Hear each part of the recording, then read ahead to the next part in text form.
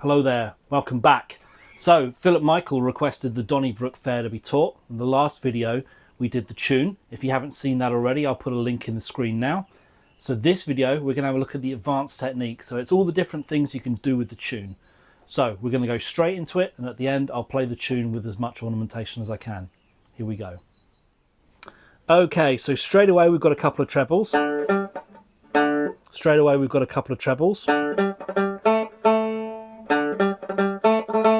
On the G and the A. We could also triplet, which is G, E, F, G, A, F sharp, G, A. Next bit.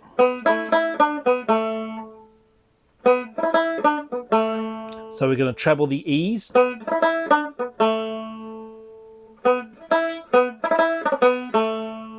Treble the E's and triplet down D, C, B. Next phrase. Turn those B, A, B into a triplet. Or a treble, sorry. Two options here. A, G. We're either vamping a chord of E and B together for E minor, or we're trebling the E. Sliding into the treble, sliding into the treble and playing the chord. Then it repeats. And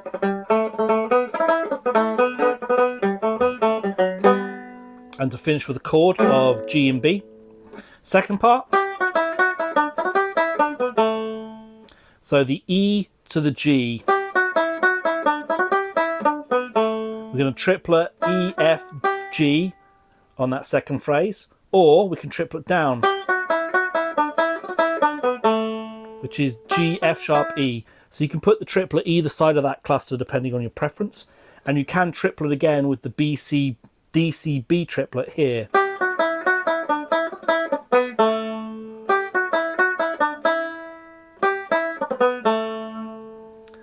Then we've got a treble here. Sorry, it goes to the G,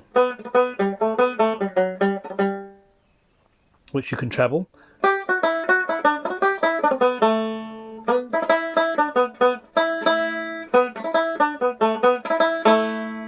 So this phrase here,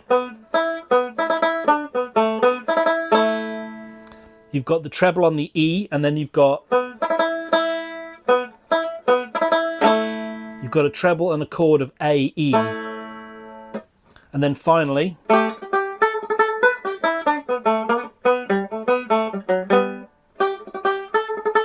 treble the G, treble the A.